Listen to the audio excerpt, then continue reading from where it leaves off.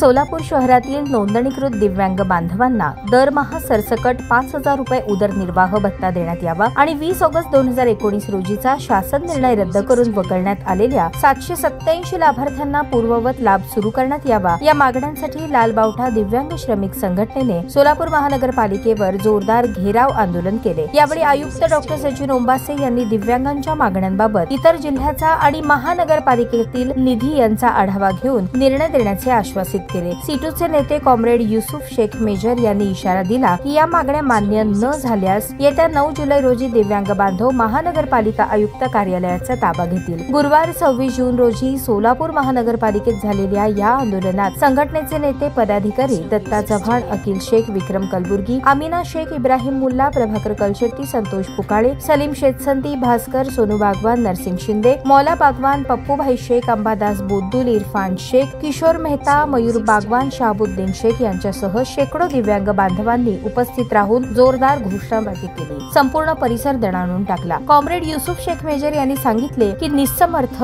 व्यक्ती हक्क अधिनियम 2016 नुसार महानगरपालिका आणि नगरपालिका क्षेत्रातील दिव्यांगांसाठी किमान 5% निधी राखून ठेवणे बंधनकारक आहे। या संदर्भातील शासन निर्णय 10 मे 2018 रोजी निर्गमित करण्यात आला, परंतु सोलापूर महानगरपालिकेत सध्या केवळ 1,000 रुपयांचा अत्यल्प भत्ता दिला जातो, तोही अनेकदा अनियमित आणि विलंबित। मागील 2 वर्षात संघटनेने भत्त्यात वाढीसाठी वेळोवेळी पत्रव्यवहार केला, मात्र फक्त 40 ते 70% दिव्यांगांना 500 रुपये वाढवून पुन्हा 1,000 वरच थांबवले आहे। ही वाढ सध्याच्या महागाईच्या तुलनेत पूर्णतः अपुरी आणि अन्यायकारक असल्याचे त्यांनी सांगितले। पुणे महापालिकेत दिव्यांग लाभार्थ्यांना दरमहा 2,000 भत्ता दिला जातो, जिथे लाभार्थ्यांची संख्या सोलापूरपेक्षा अधिक आहे। त्यामुळे सोलापुरातील प्रत्येक नोंदणीकृत दिव्यांगाला किमान 5,000 रुपये भत्ता देणे ही नैतिक आणि कायदेशीर जबाबदारी आहे, अशी संघटनेची भूमिका आहे। दिव्यांग बांधवांवरील अन्यायाचा दुसरा मोठा मुद्दा म्हणजे 20 ऑगस्ट 2019 रोजी सामाजिक न्याय विभागाने घेतलेला शासन निर्णय, ज्यामध्ये म्हटले आहे की शासनाच्या अन्य कोणत्याही योजनेखाली मासिक लाभ घेणाऱ्या व्यक्तीस संजय गांधी निराधार योजनेचा लाभ मिळणार नाही। या एकाच निर्णयामुळे 787 दिव्यांग लाभार्थी संजय गांधी योजनेपासून वंचित राहिले आहेत। कॉम्रेड ॲडव्होकेट अनिल वासम यांनी या संदर्भात बोलताना सांगितले की हा निर्णय न्यायतेच्या आणि मानवी हक्कांच्या विरोधात आहे, कारण सोलापूर महानगरपालिकेचा भत्ता वेळेवर व नियमित मिळत नाही आणि संजय गांधी योजनेचाही लाभ मिळत नसल्यामुळे या लाभार्थ्यांकडे उत्पन्नाचे दुसरे कोणतेही साधन उरत नाही। संघटनेने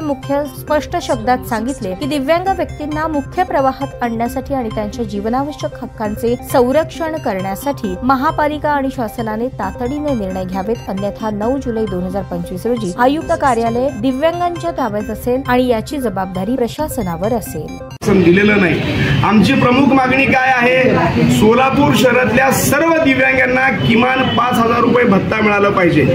दुसरी गोष्ट, 20 ऑगस्ट 2019 साली शासनाने एक GR काढलेला आहे। त्या GR मध्ये असं म्हटलेलं आहे की कोणत्याही व्यक्तीला फक्त शासनाचा कोणत्याही एका योजनेचा लाभ घेता येतो, दुसऱ्या योजनेचा लाभ घेता येत नाही। तसं असताना सुद्धा या ठिकाणी तेली मॅडम यांनी 1919ला जो GR निघाला ते GR बाजूला ठेवून दिव्यांगांच्या भत्त्यामध्ये 500 रुपयाची वाढ केलेली आहे काय, परंतु या आयुक्तांनी सोलापुरातल्या जवळजवळ 887 लोकांना त्या योजनेचा लाभ घेता येत नाही, त्यांना अपात्र करून त्यांची यादी त्यांनी जाहीर केली। त्याचा आम्ही या ठिकाणी तीव्र निषेध करतोय। आमचं म्हणणं एवढंच आहे, सोलापूर महानगरपालिकेच्या बजेटमध्ये तुम्ही फक्त तरतूद करू नका, त्या तरतुदीची प्रत्यक्ष अंमलबजावणी करा। आमच्या सर्व दिव्यांगांना 5,000 रुपये तुम्ही भत्ता द्या। जर तुम्ही तुमच्या सगळ्या अधिकाऱ्यांचे वेळेवरती पगार होतात, तुमच्या स्वतःचे वेळेवरती पगार होतात, तुमच्या प्रशासनाचं या ठिकाणी सगळ्यांचे पगार होतात, जो दिव्यांग आहे समाजाने नाकारलेला आहे, कुटुंबाने नाकारलेला आहे, अशी माणसं जावेत कुठं? यांना कोण वाली आहे का नाही? म्हणून महाराष्ट्र शासनाने या ठिकाणी समाज कल्याण विभागाच्या वतीनं त्यांना भत्ता द्यायचं त्यांनी मान्य केलं। अजून सुद्धा 6 महिने झाले त्यांना भत्ते मिळत नाहीत। लोकांच्या तुम्ही समस्या आहे का प्रलंबित आहेत, त्याच्यावरती पण निर्णय घेत नाहीत। जर हे निर्णय घेत नसेल तर या सरकारला आणि या शासनाला, प्रशासनाला सरळ करण्याची ताकद या दिव्यांगांमध्ये आहे। येत्या 9 तारखेला सोलापूर महानगरपालिकेचा ताबा घेऊ आणि जोपर्यंत निर्णय लागत नाही तोपर्यंत आम्ही हटणार नाही, ही आमच्या दिव्यांग संघटनेची भूमिका आहे। ताज्या बातम्या पाहण्यासाठी प्राईम महाराष्ट्र न्यूज चॅनलला सबस्क्राईब करा।